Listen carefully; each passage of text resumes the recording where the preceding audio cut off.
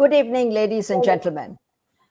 I'm Indrani Malkani, Chairman and Managing Trustee of V Citizens Action Network. I extend a warm welcome to all of you on behalf of VCAN and our Municipal Corporation of Greater Mumbai for joining our new fully digital social Sanchar, version 2. This evening, we have the privilege of having with us our Mumbai's Additional Municipal Commissioner, Shri Suresh Kakani, to interact with all of us. A little bit about VCAN.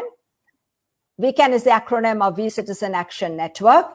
We are a registered charitable trust, and all donations to VCAN are exempt under Section 80G of the income tax.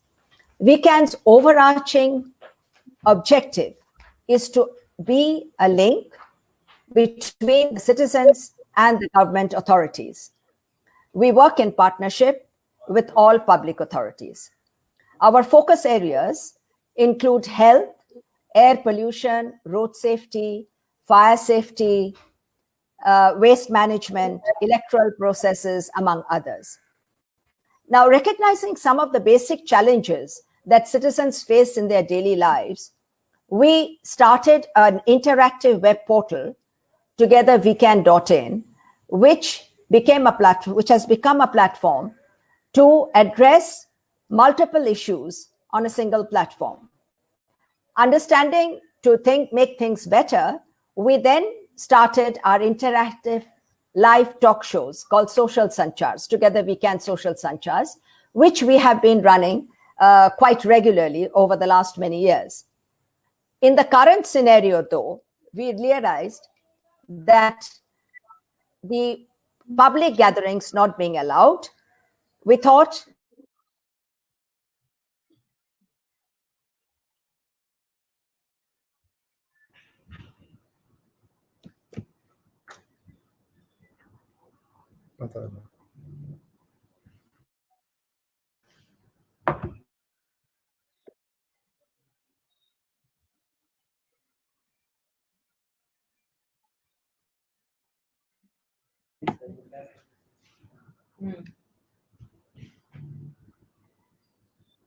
Any problem? I mean, I'm not getting anything.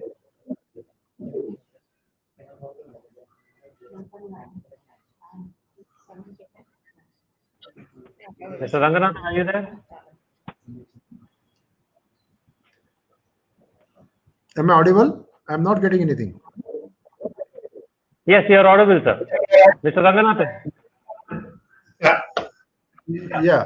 I think Mrs. Malkani had an issue with her connectivity. Maybe you could introduce Mr. Kakani in the meantime. I have great pleasure in welcoming Mr. Suresh Kakani to this digital social Sanchar. Mr. Kakani is a person with an outstanding academic record and a brilliant administrative career. After doing his M.Tech in food science from Parbani, he also did an MA in Asian Studies from the University of California. I think we went off. Mr. Ranganathan, I will just complete because for a while I went off. Yes, digital has its own challenges. So I would like to, at this point, thank our digital marketing and video technology partner, April Broadcast, our technology partner, website technology partner, TechnoLegion, and also our health and well-being partner, HealthSpring.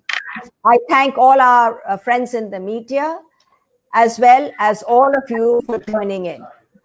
Monsoon has set in, and in this midst of current challenging times of COVID, which is a highly infectious disease. So how do we deal with COVID in the midst of our monsoon season?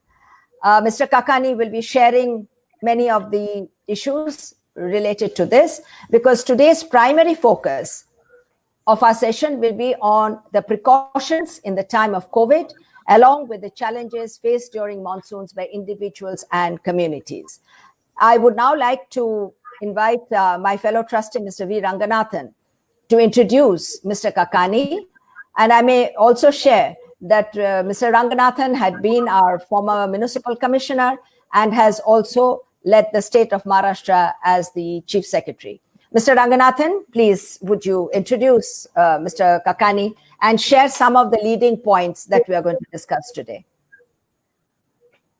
It's a real pleasure to welcome Mr. Kakani, Additional Municipal Commissioner. And he's a person with an outstanding academic record and a brilliant service career. After doing his MTech in Food Sciences from Parbhani, he also did an MA in Asian Studies from the University of California, Berkeley. And during his distinguished service, he has held a number of major positions. He was Municipal Commissioner of Meera Bhayandar Municipal Corporation. He was Collector of Nanded. He was also the Managing Director of the Maharashtra Airport Development Corporation and MIHA. And during this service career, he has been the recipient of many awards. I will just mention a few of them. He got the Swachh Bharat Award. He got the award for the Best Collector. He got an award under the scheme called Rajiv Gandhi scheme for recognizing outstanding administrators. And he has also received the Digital India National Award from the Union Minister of Information Technology. So it is a real pleasure to welcome him. And in this present critical assignment, he has been doing an outstanding job managing issues in a very able and cool manner. While recognizing this, what we are saying is a few suggestions, not so much as a criticism. The first point I want to say is about public toilets. It has been widely recognized that the public toilets have been a source of infection. So now they have made arrangements for cleaning public toilets. In addition, UNICEF has also installed 150 pedal operated sanitary equipment for use in public toilets. Now, my question is twofold. First, have you laid down a formal protocol and which is being implemented to everybody for day-to-day maintenance of public toilets? Otherwise, if arrangements are not made, tomorrow after some time, these pedal-operated machines will go out of stock of sanitizers. If something is to be repaired, what is the procedure for repairs? And where these public toilets are being operated for NGOs, if they are not to take any payment, how do they manage? Because they require money for payment to the staff for making various arrangements. So this is the first point I wanted to mention. And second thing is, I think it is high time that a single set of consolidated instructions are issued in Marathi and as well as in English, which is widely disseminated.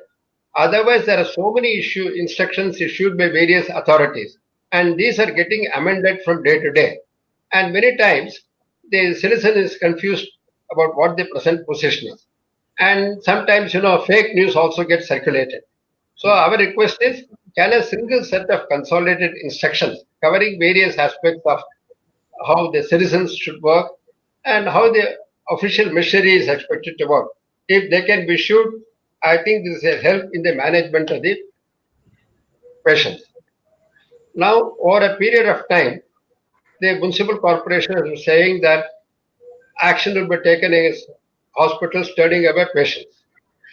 Nevertheless, we are coming across a large number of cases where patients are being turned away repeatedly, not only by private hospitals, but even by municipal hospitals.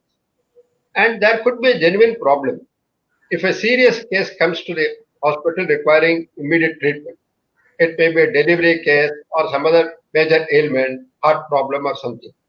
In that case, the question before the hospital is, when the patient comes, they don't know whether he is COVID positive or negative. So many times I ask him to produce a COVID negative certificate. But such certificate by definition is not obtainable because they say unless you have symptoms, we don't test you for COVID. So then my suggestion is, can you have a small holding area in every hospital where once people come which require immediate treatment to be administered, treatment can be administered in such a manner that the patient is kept in isolation and the staff takes all precautions. And then they can send a sample for COVID testing, and depending on the results, if it comes positive, he can be kept in isolation. If it is negative, he can be treated like any other serious patient. I think this kind of a protocol is necessary. Otherwise, many cases, people getting turned away repeatedly. In that process, some of them don't get treatment in time and pass away. This was his suggestion, that provide a holding area for interim treatment of patients, taking all precautions, so that there is no occasion for any hospital or nursing home to turn away any patient. This was my third. The next point I wanted to mention was about, I think some time ago, a circular was issued that people who have passed away should not be tested. Right. Now, the danger in this kind of an approach is, we don't know whether the person passed away due to COVID-19 or not. Then later on, all his funeral rites are conducted, then subsequently family members come home. And if he was COVID positive, there's a possibility of their getting COVID-19. So my suggestion was, I understand that they don't want to delay the release of the body for rites, so they don't want to for final rites, so they would not like the patient to be tested. But my suggestion was, you can take a sample for testing, ask them to conduct the cremation and other funeral rites, keeping on isolation measures. And next day when the results come, inform the persons with whom he was interacting, his family members, that this is a condition where he is COVID positive or negative, so that they can take precautions. And in office where a person has passed away when he is COVID positive, I think as a rule, we must test all citizens and persons, irrespective of whether they have symptoms or not. This is Mr. Kakani, if you're still there, Mr. Ranganathan will come back, I think. Okay. Now you can hear me? Hello? Yeah, I'm hearing. Yes. Mr. Kakani, I was going to suggest, if that's okay with you, that you might want to take up the issues of COVID-related points, and then also share how vulnerable the public citizens would be in the current situation because the monsoon ailments which happen every year. So some of these are connected because ultimately the well-being is the primary objective if you are to really ensure that fatalities of COVID are taken care of. That's less.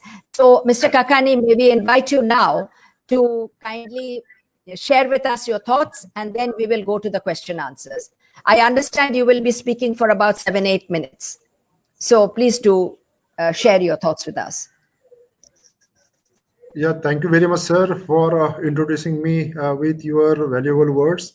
And you also expected something, some basic issue. We have just some basic issues. So certainly I would be addressing those issues during the course of the discussion. To start with, I mean, the COVID-19, we are in the 4th month. I mean, our battle started in the month of March. From 10th March onward, the first case detected on 10th March, and thereafter, now, I mean, we have more than 75,000 cases. Though the number of is growing up, but our rate of growth is very, very minimal. It is under control. The doubling rate, I mean, doubling rate has gone up to 41 days as on date. That means if the time required to double the cases, suppose today 75,000 cases are there, but I mean, it will take almost more than 40 days to make it 150,000. The number 3, though our, I mean, cases are growing up, but our discharge rate is very, very good. I mean, 52% of the patients have got discharged, and now they are leading very good life because we are in touch with them either through phone or through our healthcare volunteers. Number 4, I would like to mention that in the meantime, we have augmented our capacity. Initially, we had very limited capacity to start with. Take it a case of admission. We had only 28 beds facility in the name of Kasturba Hospital. Now we have more than 140 hospitals earmarked for taking care of the COVID-related ailment or COVID patients. And the bedding capacity, suppose if you ask me about the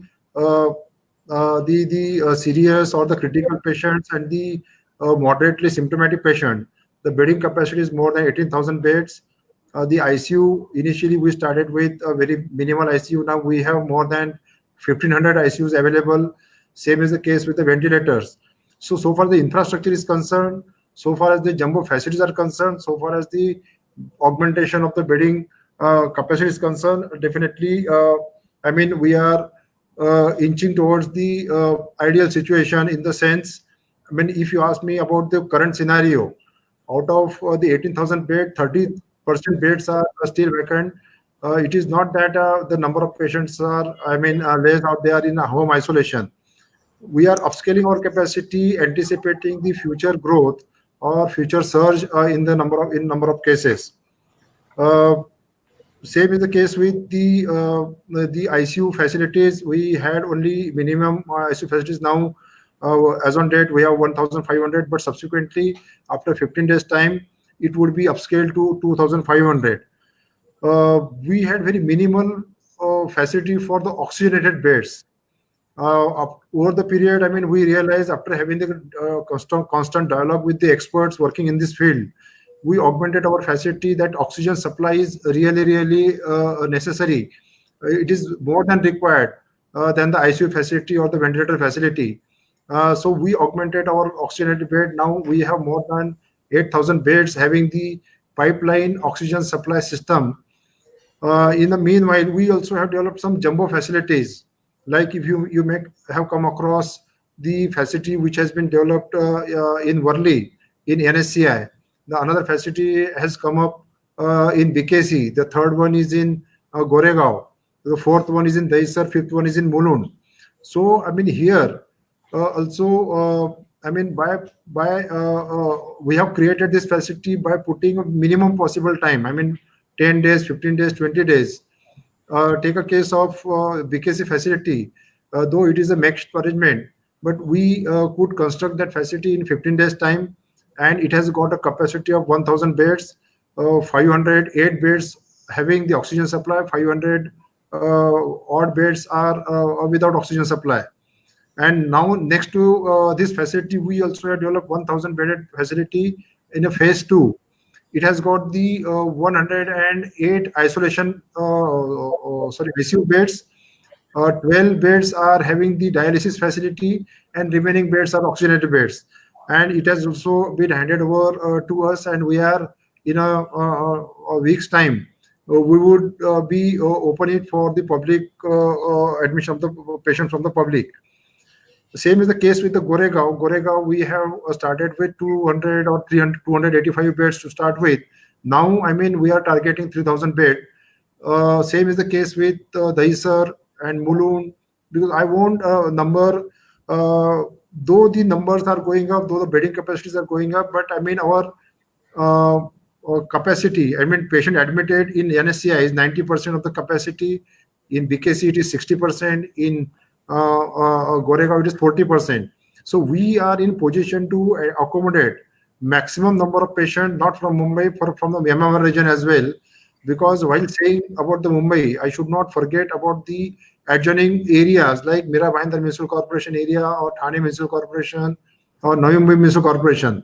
They may be having some crunch so far as the capacities or infrastructure are concerned, but we are, I mean, we are prepared to provide necessary support to them.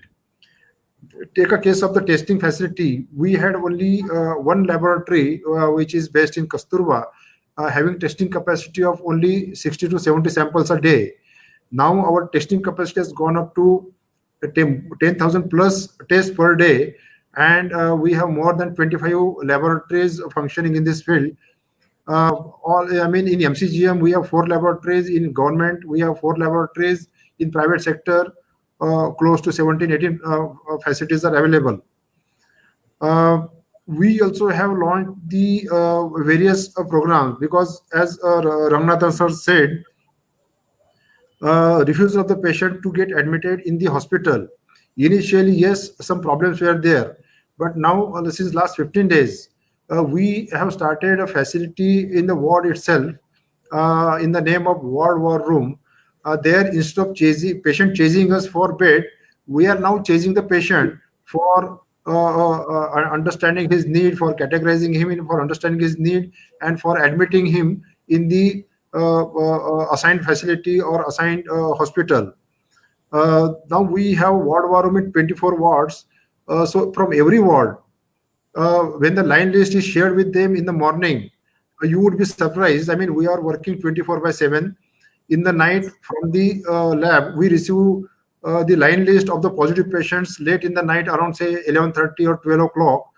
The whole night our team process that list, in the sense, suppose there are duplicate names are there. There are some cases might be of follow-up cases. Some cases might be from the outside Mumbai, because it is MMR region. So after doing this, the second step we follow is the dividing this list into 24 wards, so that in the morning by 8 a.m.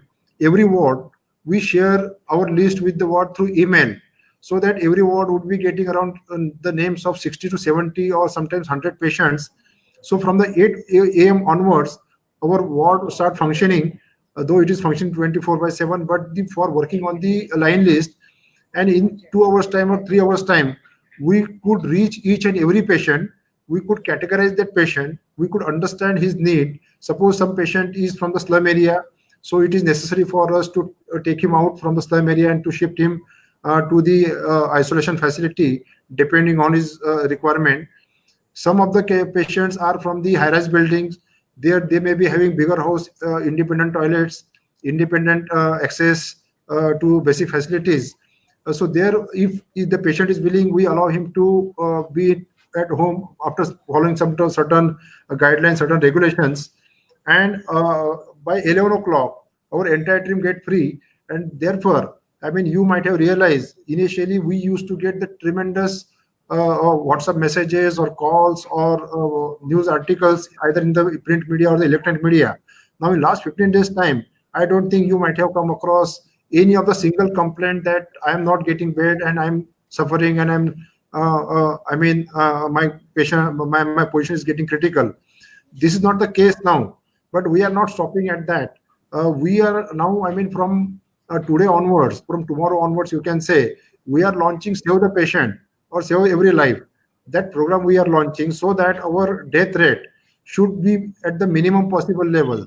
So whosoever is losing life because of the non-reporting to the hospital, because of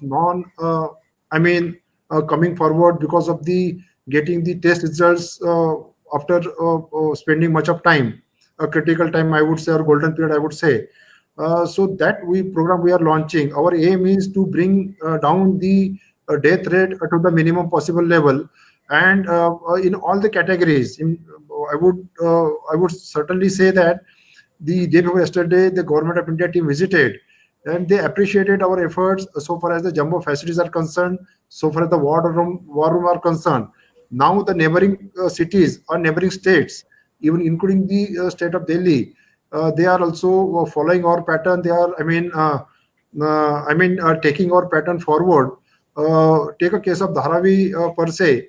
Dharavi also, we got very severe criticism so far as Dharavi is concerned. But we could control in the Dharavi by deploying the different strategy, in the sense, instead of approaching the patient, we took out the high-risk contacts from the Dharavi slums to nearby quarantine facilities, so that they would be monitored, they would be tested if required, and the moreover, they should not be able to spread the virus in the community. And that is what we achieved. Now that model is being praised by national and the international media. But we are not getting excited, we are not getting overboard by this praise, because we are prepared to face any of the challenges. you never know, because the behavior of this virus is abnormal. That it may go up sometimes, it may come down sometimes, or after a few days of opening up, it may again take another turn, another surge. So we are prepared to take this challenge, and therefore we are augmenting our capacity, we are developing our infrastructure, we are keeping our energy on at a moderate level, so that we understand this is a long battle we have to fight. So it is not a single 1 month or 2 months. It may go for the longer duration. We never know until the vaccine is in place. So definitely we are prepared. Similarly, since the monsoon is also there, we have activated our vector control teams, like visiting housing societies, visiting areas having densely populated area, so that the mosquito breeding places could be tracked out, and those be taken care of. And fogging, if it is required, the fogging is also we have taken, and it is also I should share the figures as compared to the last year. This year we are getting 50% of the malaria cases, 50% of the leptospirosis cases or dengue cases. But we are also prepared for the future, so that in the cases may go up because of the erratic monsoon, because of our overall social conditions or the overall living styles. So we are committed to take care of most of the cases, and prepared for the worst. So this is all about from my side. In case you would like to highlight, because some of the issues raised by Ranganathan sir, that public toilet, sanitation of the public toilet, you want me to address now or subsequently, sir? Yeah, sir, you can mention. Yes. Okay. Mr. Kakani, some of the points which has been raised already, you may now like to take up some of the questions which have come. What we have done is we have taken the questions in a more generic manner so that issues are addressed. So could we have the first question, please, so that we can take on the answering? In the meantime, you could also tell us how safe is fogging in view of COVID? Can you say it again? Sorry. I'll come back to it later. Let's take the question which was just now put up. Yes, Mr. Kakani. You can see the question? Yeah. Okay. Okay. If you log on our website, definitely most of the circulars, most of the guidelines have been published in English, and they have they have uploaded on the website. If you come across any of the difficulty, our email ID is also there, so you can email me, or you can call our 1916. 1916 is a central or toll-free number, or it is our helpline. In case of specific difficulty or trying to understand something, so definitely you can call on this number. Definitely a necessary help or necessary support or necessary guidance will be provided. But certainly we focused our energy on fighting COVID-19. Now, we can spend some time or minimum possible time for getting the things right, so far as the instructions are to be compiled, as Ranganathan sir said, that all the instructions should be compiled in a book, or it should be uploaded on the website, and that will be taken up in a due course of time, in a week's time maximum. But whatever are there, we have uploaded on the website. Okay. So I was asking you how safe, because you had mentioned about the monsoon illnesses, how safe is fogging in the time of COVID? Because the fogging has poisonous gases, the insecticides. Yeah, fogging is very effective in a slum area, because slum area doesn't have the proper ventilation. If you, you may be aware about that. Suppose Yes, someone is not residing inside the slum area. If we fog and it remains there for 7 to 8 minutes, definitely it takes care of the most of the insects or the mosquitoes, some of the mosquitoes, some of the insects. So therefore, that is the augmented, that is, I mean, a supportive system, because I mean we can't really go inside and sanitize by using the some insecticide which may be poisonous, which may be harmful for the human. But fogging will take care of the some of the mosquitoes, and definitely it is a supportive mechanism. It can't be said that it is a foolproof mechanism to take care of the mosquitoes, but it is supportive mechanism. Therefore, it is definitely helpful in the slums having no ventilation. I see. Could we have more questions which have come in?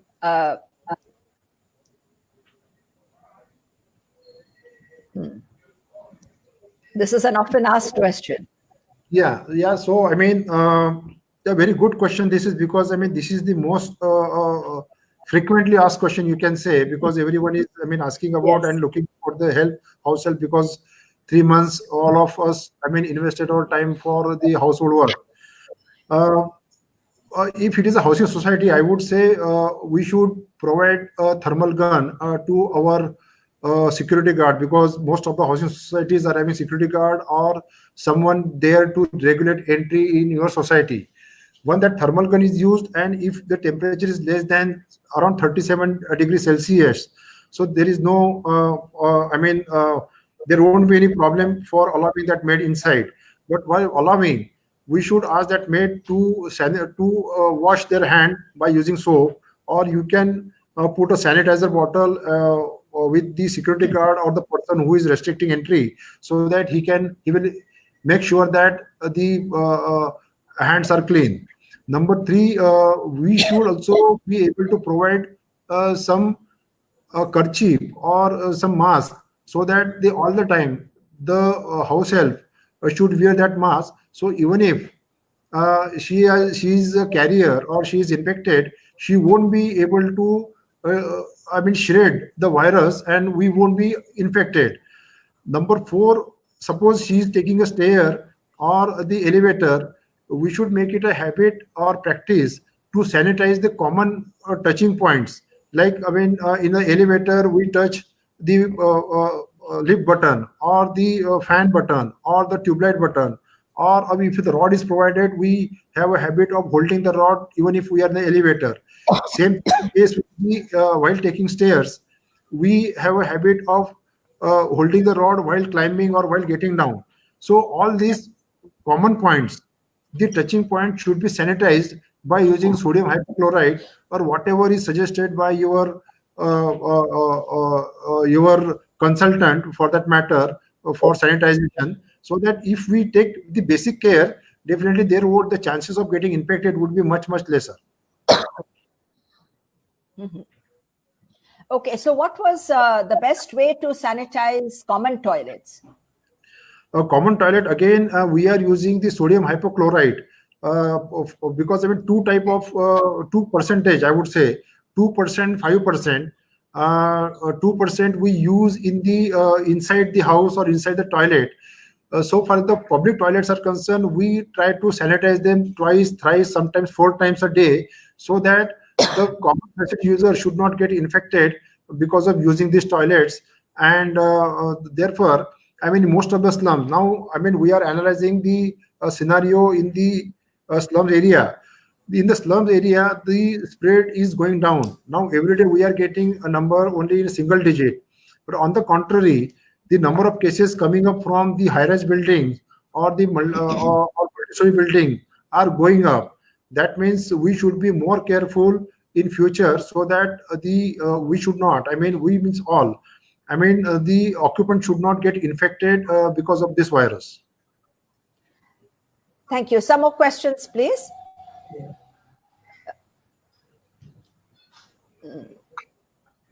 This is again a question being asked a lot. Yes, I mean, it is a, we call it as a cooperative housing society, because I mean, forget about the name, but the other suffix are cooperative housing society. The meaning that there should be a cooperation, there should not be any regulation. whatever within the campus, within the premises of the society, those decisions should be taken amicably. That is what, therefore, otherwise there is no point in, or there was no object of creating the cooperative societies. So, I mean, while allowing the mates, if we take the precaution which I narrated just now, definitely there won't be any confrontation or any issue for allowing or not allowing, or for taking someone to the legal action. But I mean, we can't really, if that building is not in the containment zone, so we can't legally uh, prohibit anyone from entering our premises, unless otherwise, I mean, take a case of our family guest or our friend. They are visiting, and Indian tradition, Indian society, that visiting is very frequently happen. So we can't restrict the person or the guest or the maid from entering into the society or from entering into our premises. So amicable solution should be worked out, and the measures which I have narrated now, I mean, those should be adopted so that the fear would go down and no one would get infected. There was a point which came up regarding what you have just mentioned, that people coming from containment areas should not be permitted. So how would a housing society know, whoever it may be, coming from a containment zone or a containment area? Yeah, because our What would containment be the area, methodology? yeah, because our containment zone, no one is allowed entry in the containment zone. No one is allowed to come out of the Yes. containment zone. The chances of getting Right. a person entry into society is out of question. I mean, it won't happen. Few exceptions are there, because I mean, though we are law-abiding citizens, but sometimes some of us may not follow the rules and regulations. Though I'm not Right. saying that exceptions are not there, but exceptions. I mean, no one is allowed to enter or come out of the containment zone. So, question is, I mean, should not arise.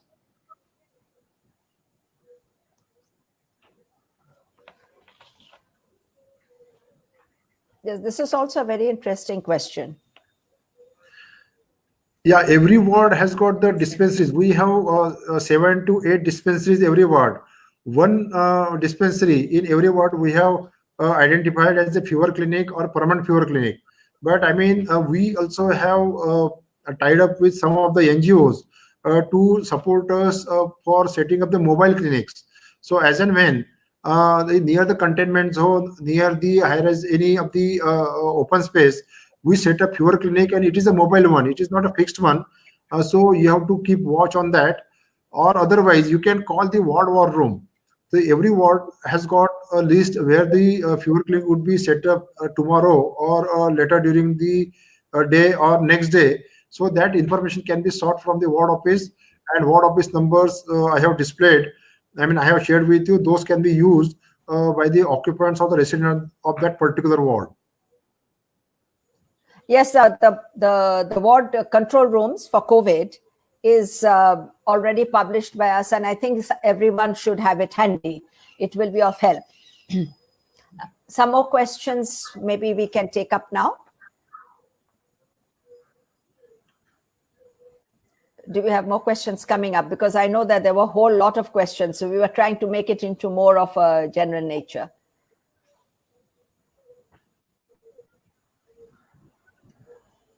I think this is a question of coordination a little bit. Yeah, that's right. I mean, we have permitted plumbers, electricians, and lift repairers. I mean, if you wish, if you log on our website, definitely you will get hold.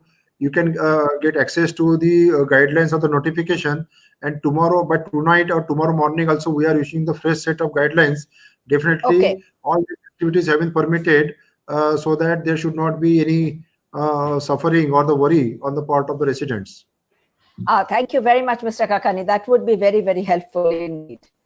The point of plumbers and others coming in from the transport side, is that also quite easy? And this will also relate to the question which has just now been put out. Yeah, I mean, between 9 to 5. Between 9 to 5, I mean, all other activities we can perform so far as the building construction is concerned, building repair is concerned, that also have been allowed.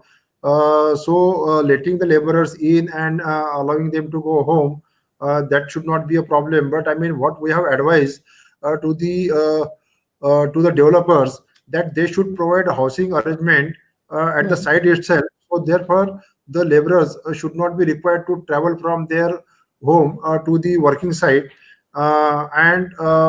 Since the public transport system is not fully operational, so therefore, if someone choose this option, it would be great for both the parties, or for the citizens as a whole.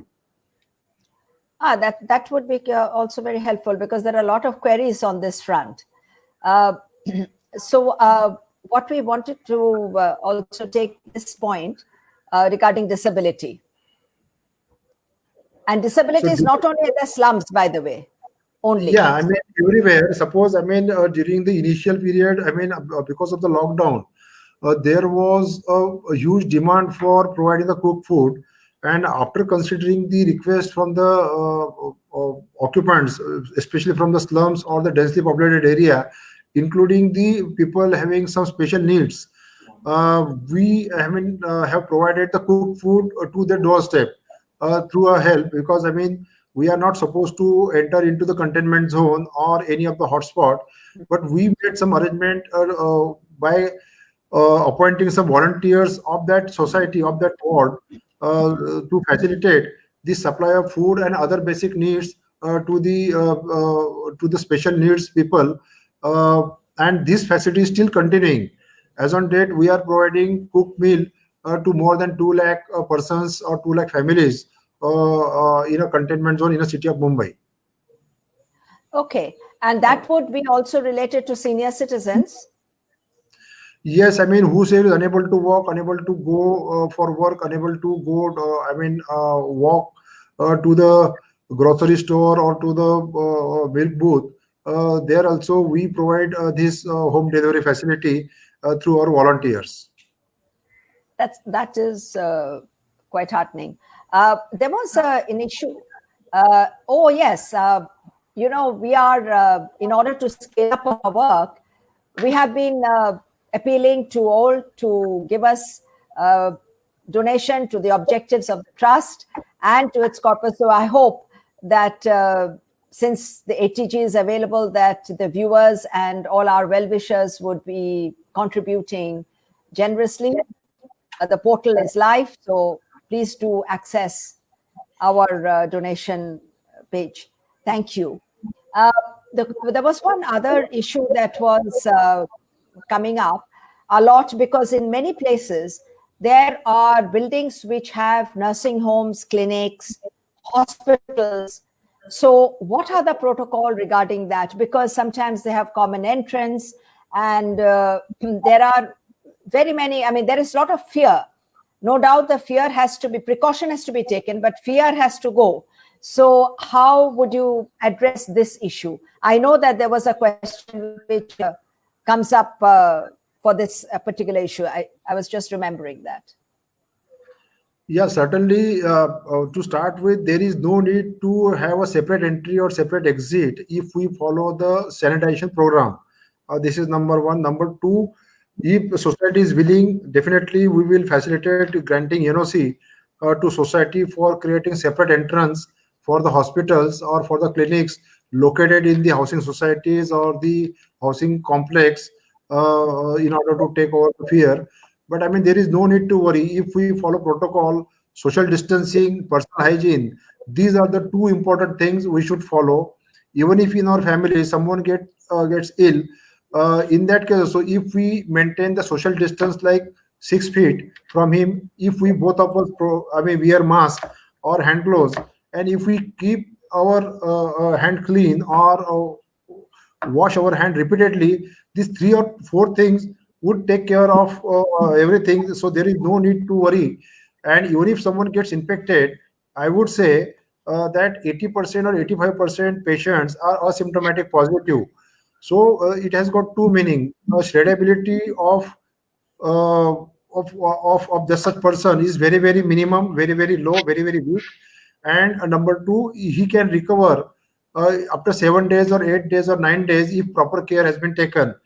Only the problem is when suppose someone develops symptoms like breathlessness or getting weakness or getting running very high fever. In that case, it is necessary, it is advisable to consult a local doctor or to walk down to our facility. We have a triage area as well for the, as Ranganathan sir mentioned, every hospital should have triage area. We are following this practice or this system or this facility in all our hospitals. Take a case of jumbo centers. There we have allocated certain number of beds as a triage area, so that a suspect patient or suspect person can get himself admitted there, can offer his swab. After testing, after 24 hours is the turnaround time. After 24 hours, if it turn out to be positive, then he can be admitted in the same facility, or if he is negative, he can be discharged without getting infected or without getting chances of infection from the fellow, because this triage area is totally isolated from the infected area. So, I mean, if we follow this, definitely there should not be any problem. Taking on from what you have just mentioned, I'll just come to keep this question on. But with private hospitals, when there is a question, for example, of a heart patient, has nothing to do with COVID, at least apparently, the person has to be taken to them. There is an emergency. What would be the protocol? It would be a good idea if we get it so that we can publicize that, because in the issue of COVID has somehow taken center stage and should be, but the other issues have not, are equally worrisome, where heart patients are concerned or patients with chemotherapy, dialysis, etc. So what should be that? You can subsequently tell us, and then we can take the question which just came up. Yeah, that's right. I mean, I would say there should be separate entry and separate exit so far as the COVID and non-COVID facilities are concerned. This is the basic principle. If we could follow that, suppose it is a 3-story or 4-story building. On the first floor, one facility is there. On the second floor, COVID facility is there. On third floor, some other facility might be there. But suppose you are getting access to the COVID hospital or COVID floor, then it should have a dedicated entry and exit. One lift can be dedicated for the single having the stoppage only at the second floor, so that the other, it won't stop at the first floor or the third floor for that matter, and the remaining elevator can be used for going to first floor and third floor or the non-COVID floor. Similarly, 2 staircase, I mean, I don't know if the 2 staircases are really available in every building or otherwise, but if the 2 staircases are available, definitely one staircase can be used for the COVID, another for the non-COVID. So if these 2 principles, I mean, have been followed, definitely there won't be any problem for running a COVID and non-COVID facilities together on a different floor. Together in the sense not on the same floor, but on the different floors. So if I may supplement on this issue, the problem is not so much as a question of COVID or non-COVID case.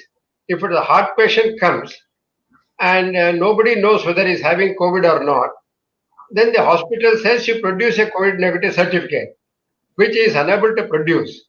So question is, for a patient who has come from a serious ailment, heart patient delivery case, or their holding area where without that patient being known whether it's positive or negative, you treat that patient, simultaneously send a sample for analysis, so that later on, if he turns out to be COVID positive, he can be given treatment in a COVID positive area.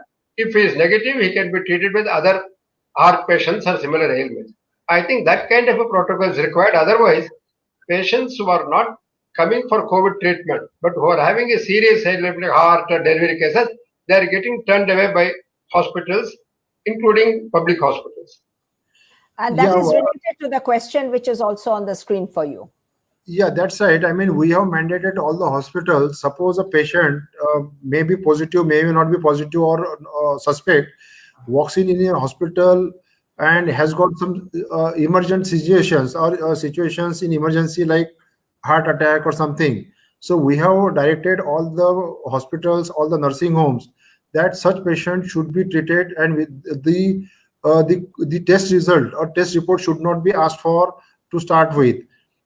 Then we also have asked them to use the protocol of COVID protocol. COVID protocol for treating such patients. Suppose a patient is suspect, he may be having the COVID-like symptoms, or he may not be having the COVID-like symptoms. But a suspect patient should be treated as a COVID patient, so that taking care of the patient should not be a problem. And similarly was the case with the dialytic patient. Now, initially, the dialysis patient used to struggle a lot for getting that facility after a regular interval, after 2 days or 3 days, or depending on his cycle. But now, we have created a platform. We have, taken the private operators on board. Now that problem is over. So you may not have come across a single complaint in last 3 weeks or more than 3 weeks that a patient is not getting dialysis facility. Same thing we have created for the other emergency situations as well, for treating the patients. I think the question which came up regarding the similar thing, perhaps the question can still be given. It had to do if on the same floor, because very often in a housing society, in a building, certain floors are taken as, yes, if a floor has this particular question is also related to it.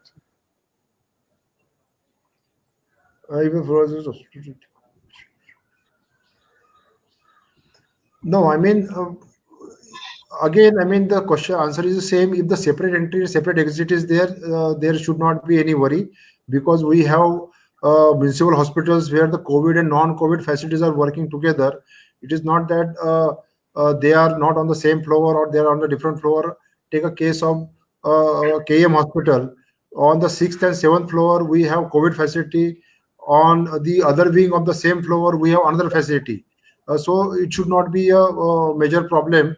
Only thing is entry and exit should be separate, and entry into the COVID ward should be restricted. If we could follow these two principles, there should not be any problem. Okay, I think I'll just add to this. Very often it is seen that there are buildings which have multiple hospitals. The term is a generic term being used as hospital. Perhaps it's a health facility or a nursing home, but the term is used as hospital. So on each floor, they may be having a half of that floor of one hospital and another half of the other hospital. So when you normally quarantine, now when you contain a place, you normally now contain the floor, if I'm not mistaken. So if that is so, I think that is the question which this is being being asked for. Yeah, suppose. Yeah. How does one deal with that? Yeah, I got the question. Suppose a patient tested positive on a particular floor. So it is required. So 2 or 3 patients, tested positive. In that case, we have to seal the entire floor. In that case, the entire floor would be under it would be sealed, and it would be a quarantine facility. No one would be allowed to come out. No one would be allowed to go in on that floor.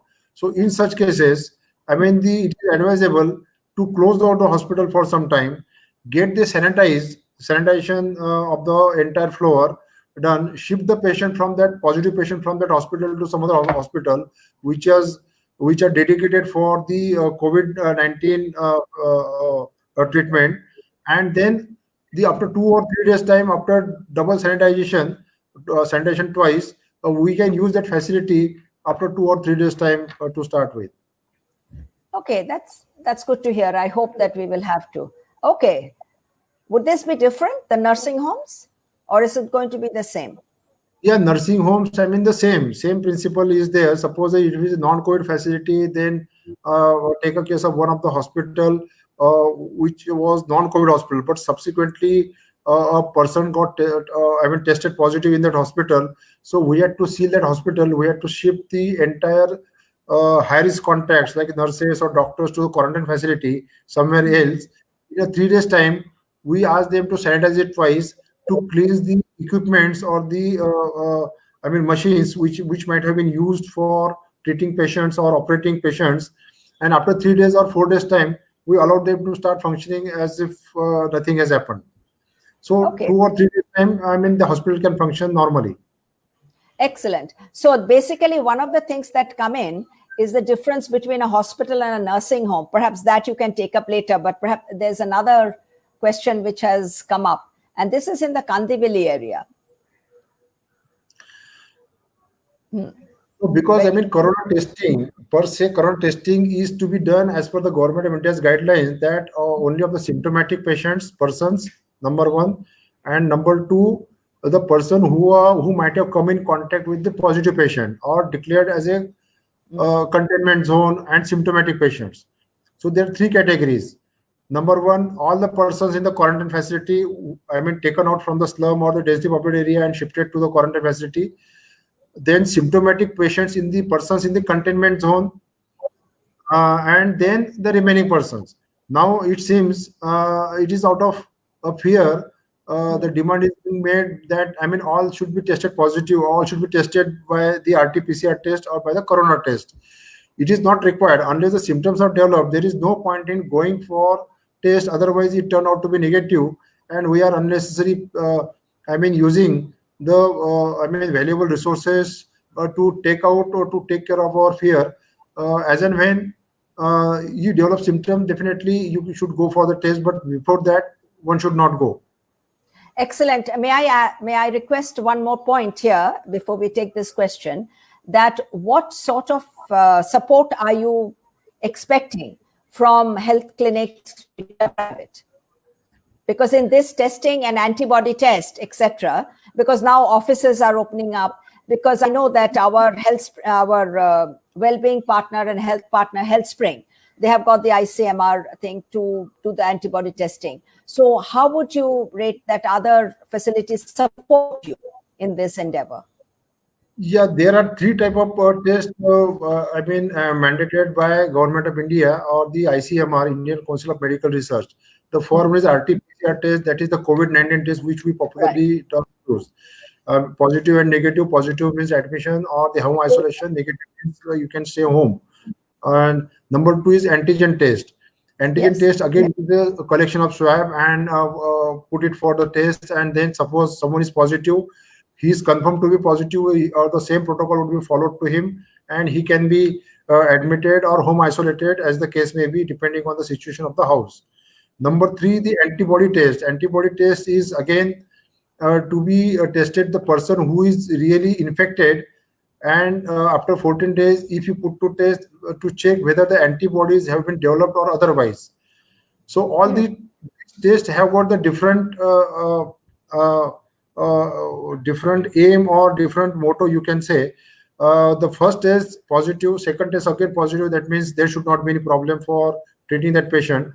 Third test, I mean antibodies test, it may or it may not be that useful, but for a larger audience, larger section of the society, we are undertaking the serological study to test for the spread of this virus is there, and whether the larger part of the community is really infected or otherwise.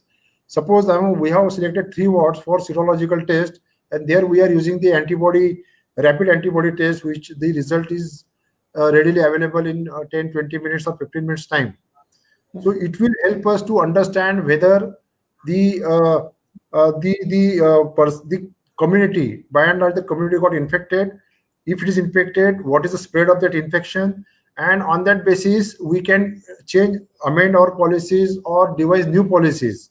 So this is the prime motto. But I mean, even if the antibodies are good, that is not a guarantee that you won't get infected in the time to come. So therefore, I'm saying that it is not really reliable in the sense from personal point of view, but from the community point of view, it will give us the idea about the spread of the disease, spread of the infection, and how far it is there. And on that basis, we can, I mean, modify our policies. Excellent. I think there was a question which was being put out.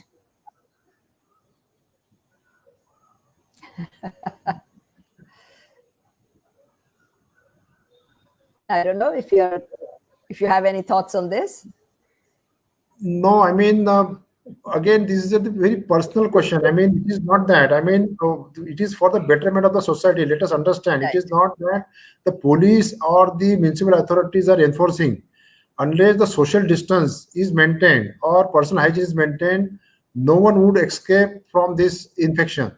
This is the basic principle. So, with folded hands, I would say that, I mean, we should maintain this social distance. This is number one.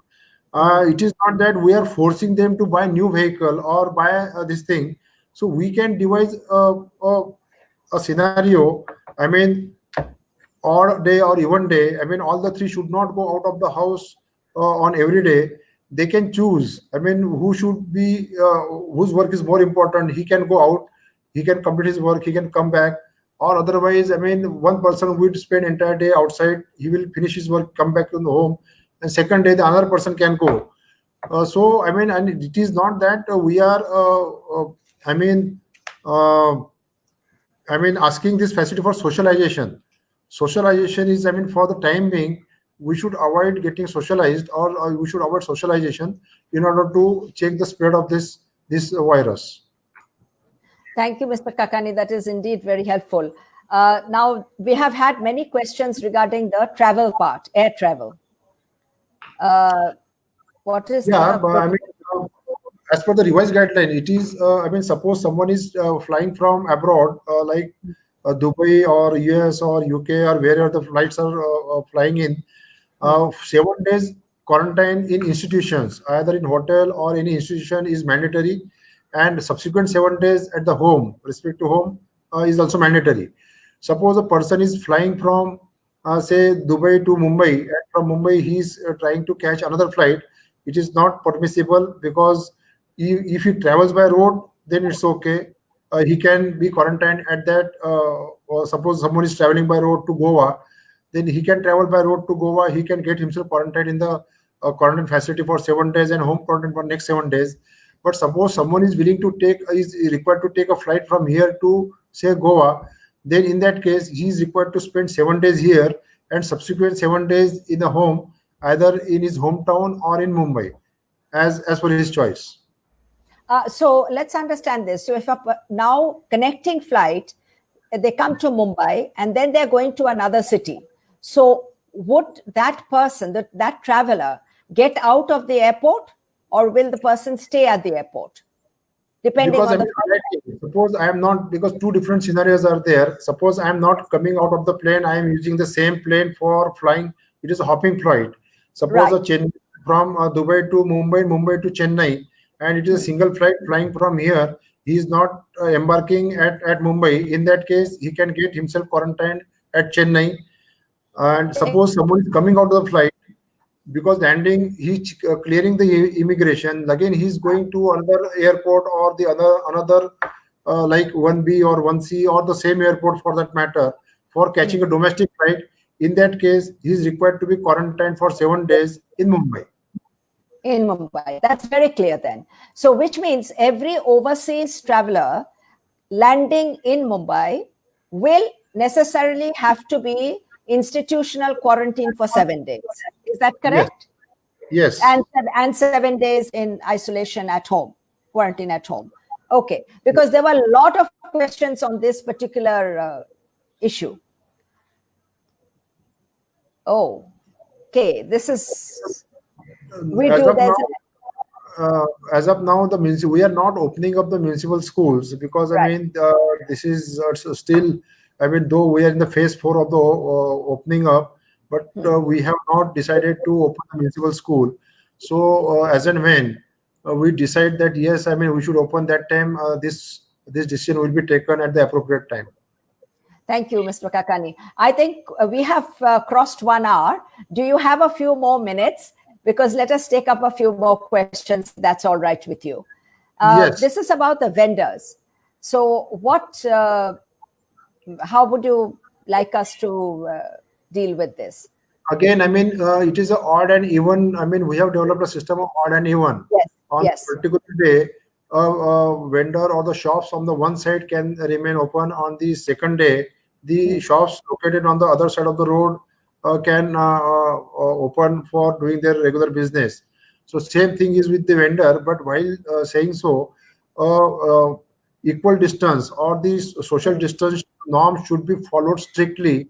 If that is not being followed, then such facilities can be stopped by the local authorities, like assistant commissioner of the particular ward can close down that road or that facility, and it may cause greater inconvenience to the to the users or to the citizens staying Residents. nearby. Yes. True. One other issue that comes up, the salons, barber shops are now, allowed to be open. What are their timings? There seems to be confusion. It is 9 to 5. Is that correct? Yeah, it is 9 to 5. But I mean, for the morning workers, it is 5 a.m. to 7 a.m. in the morning, and post 9 p.m. in the night, Yes. no movement will be permissible. No, we get the morning workers. I was talking about the shops, the salons, and they are 9 to 5. Is that correct? 9 to 5, yes.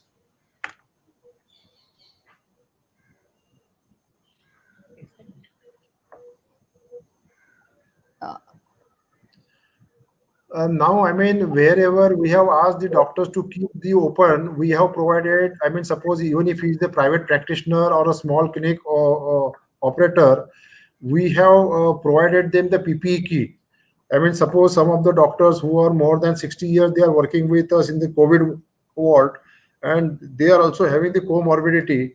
But even then, suppose someone is equipped with the or well protected with the PPE kit or the mask or the hand gloves, in that case, there is no need to worry.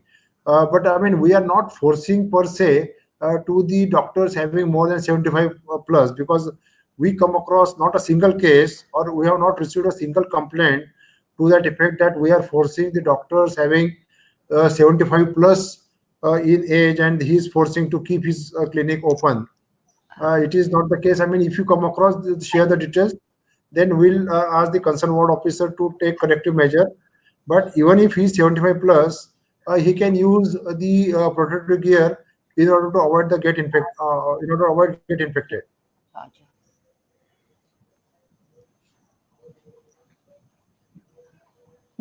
This is interesting.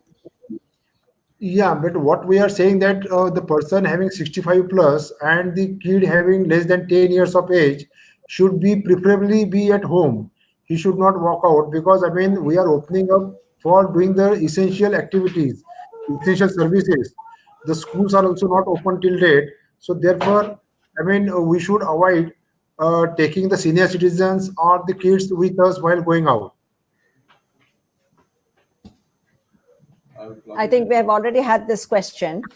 Mr. Kakani, there are many other questions which are there with us. We would be sending these questions to you at your office, and we would request that if you would kindly depute someone to answer these, we can have it published, because it is not possible to take all the questions now. So I sincerely hope that you will, help us in that. Certainly, I will. We would be happy to answer the questions and try to, I mean, reach out to the maximum people, so that in case of any confusion, if that is taken care of, definitely we'll dedicate some of the time for answering such questions.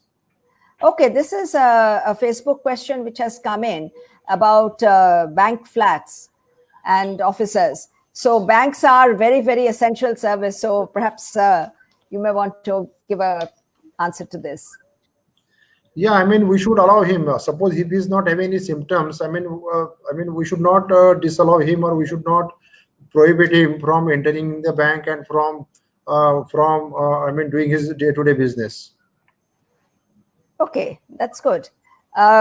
So then, okay. Are we taking any more questions, or is the time getting over?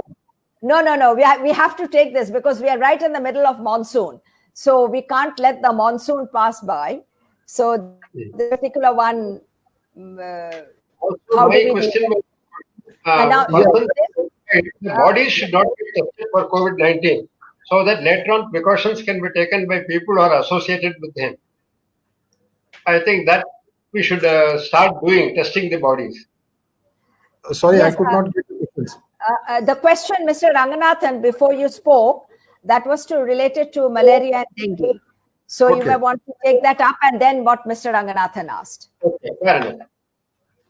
Yeah, malaria. I mean, we have started our activity. I mean, vector activities and the other activities to take care of the malaria, because uh, it is again a very bad situation a few years back.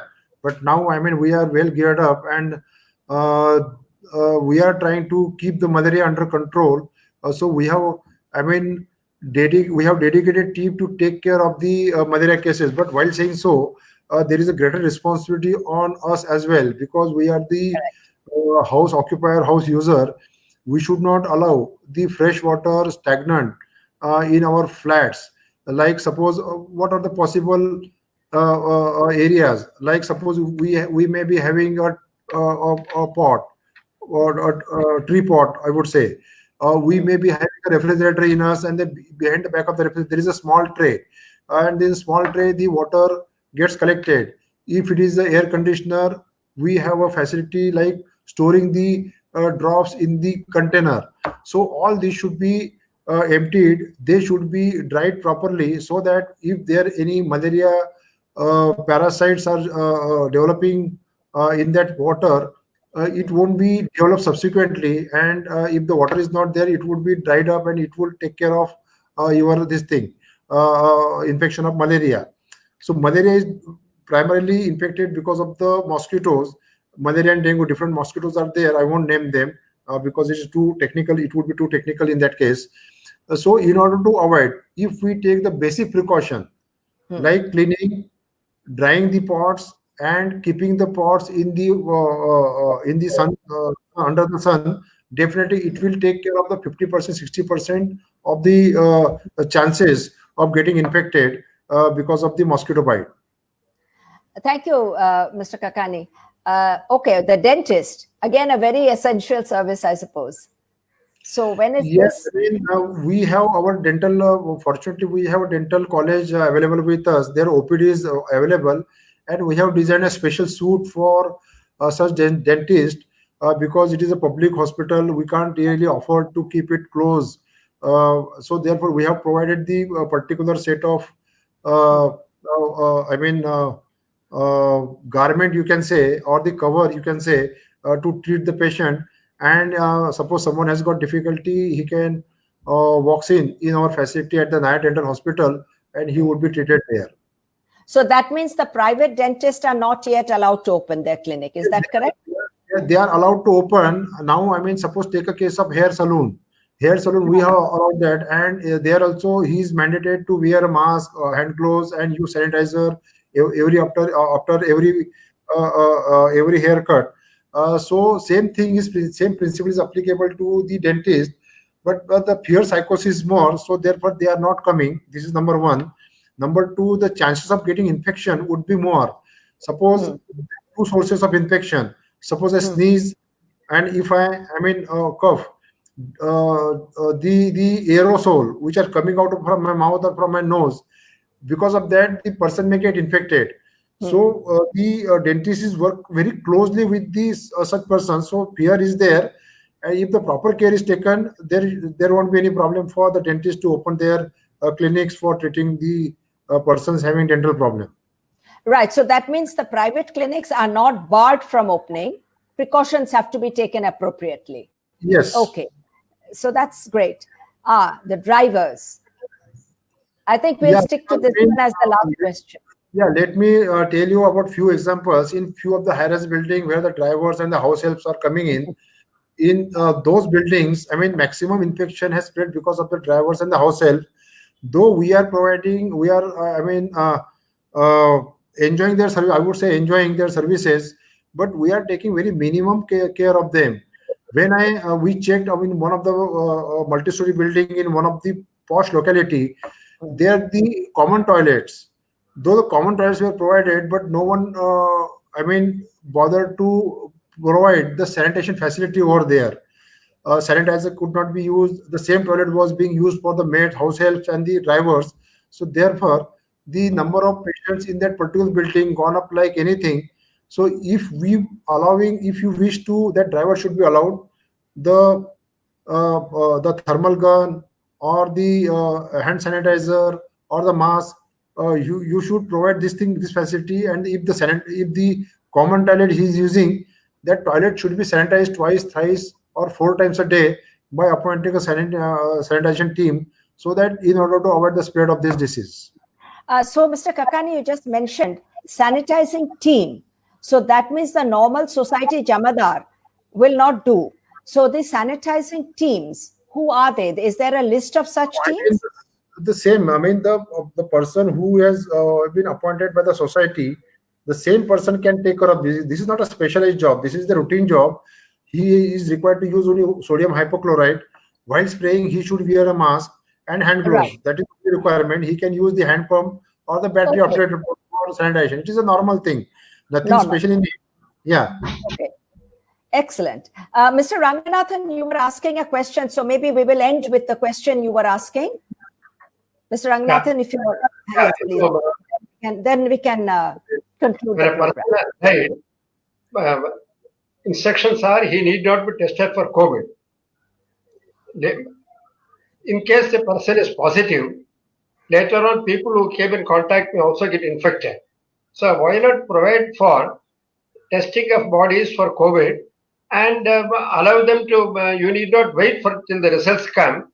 They can do the cremation or whatever funeral rites, taking all precautions. But at least next day when the results come, they can be told that the person was positive. So you have to take whatever precautions are required in terms of isolation or this thing, other requirements which are to be made, or sanitizing your house and so on. If I understand correctly, too, because one question, I mean, you also raised in your opening discussion, sir, that dead bodies should not be tested. Suppose someone is, I mean, without getting test result, I mean, expired, and shall we collect his swab again to check whether he's COVID positive or negative? As per the government of India's guidelines, the swab should not be collected of the dead bodies, but the COVID protocol should be followed for the cremation, because since he is a suspect one, and if the COVID protocol follows, definitely the chances of getting infected of the other persons would be very, very less. And similarly, the sanitization of the house is required to be taken up. The third thing, I mean, quarantine. I mean, suppose someone are really close contact with that person who is now not with us. So the quarantine, at least for the 7 days, they would be treated as a high-risk contacts. And number 4, now we have allowed the e-prescription. There is no need for the high-risk contact to walk out of the house. He can consult. Even the e-prescription is also not required. He can submit a letter or send a letter on a WhatsApp or through email to a testing laboratory that I'm a high-risk contact, and or I am a senior citizen having age more than 70 years. Myself and my companion would like to undergo the COVID test. Kindly depute your team on payment, so that team can be deputed. So we have done away with the prescription. Now the only e-prescription will serve the purpose. But the e-prescription is also not required for the high-risk contacts, number 1, and for the senior citizen having age more than 70 years and his companion. Because we presume that after 70 years, I mean, it may be wrong, but I mean, for the betterment, for the society as a whole, we have allowed one companion. If he is accompanying a 70-year-old person, that person also doesn't require a prescription, and a simple letter will serve the purpose. Mr. Kakani, I'll take the liberty of raising one last question, and then we will conclude the interaction. It has been noticed, and I have seen also circulars in housing societies where they are buying PPEs, which a member of a society is to buy when some technician is visiting their flat. Now, the question comes in, is the disposable process of any PPE has got a particular protocol, but that because now we do not still have in mass production reusable PPEs. So under these circumstances, housing societies buying a large number of PPE for their members to buy if a technician is visiting their flat, what are your your thoughts on this, because this is creating another monster of sorts where the waste management is concerned, an area where we do work in. So whether it is disposable masks, gloves, and most importantly, PPE, because that has to be incinerated. It has a separate protocol of being collected, but that is not happening in housing societies, those who are buying this. So please guide us on this, because this is a very serious issue, which is likely to snowball into another challenge for our municipality and all of us indeed. With that, we will conclude the program. So if you would kindly tell us. Yeah, that's right. I mean, to start with, I mean, there is no need to wear PPE unless a person is infected, a person is patient. Suppose I am coming to your house society and I am for treating a patient who is positive. In that case, Yes. I am required to wear PPE. Otherwise, PPE is not at all required. Even if the healthcare workers, not all the healthcare workers are required to wear PPE, but because of to overcome the fear psychosis, we have allowed them to wear PPE and to make them comfortable so they can treat properly, they can take care of the patient properly. Now, I mean, disposal of the PPE is, of course, is a major problem. So we have provided a yellow bag or yellow Yes. basket in the selected facilities, not all facilities, in the selected facility. So if we dump your PPE kits or used masks or some other, hospital waste, so that it will be taken care of. We collect this in a yellow bag. We have made a separate arrangement for transporting such yellow bags to the facility where we have a centralized facility, and there we take care of all this material at one place. So, in order to avoid further spread of this virus, so therefore, that facility is created, but at the cost of reputation, I would say it is not required to wear PPE. But a normal person, if he is treating another normal person, the only thing is a person is treating a positive patient. In that case, PPE wearing is must. Otherwise, it is not necessary. So, through you, I would like to appeal to all the citizens who are becoming overcautious. It is not the becoming overcautious. I mean, of course, one should be overcautious, but I mean, it should be taken with the proper perspective. In the sense, only mask or if the mask is not available, even handkerchief will also serve the purpose. 3-ply mask will also serve the purpose. It would protect you from getting infected. Thank you very much for this very, necessary clarification, because this will otherwise create major problems. Thank you so much, Mr. Kakani. At this point, normally we would have given you this plaque, our memento of appreciation for coming to us. But now I will hand over on behalf of the Citizen Action Network and all our networking partners to Mr. Kakani for being with us this evening. The actual plaque will be delivered to your office and we will follow all the protocol. Thank you once again, Mr. Kakani. I will be sending you all the questions which have not been taken up. There will be a report which will be made and we will have it published. And your PPE which you had given us, that too will be currently made and we will have it published. Thank you, Mr. Ranganathan. Thank you, April Broadcast. Thank you, Technolegion. Thank you, members of the media and all the participants who have joined, and my fellow trustees as well. Thank you, Mr. Kakani, for being with us. Yeah, Thank you, Mr. Kakani. Very enlightening and an extremely illuminating session. We wish you all success in the efforts you are making in handling this, I would say, difficult and critical situation. Thank you. Thank you, Mr. Kakani, once again. Thank you. Okay, thank you. Thank you. Now, this is the protocol.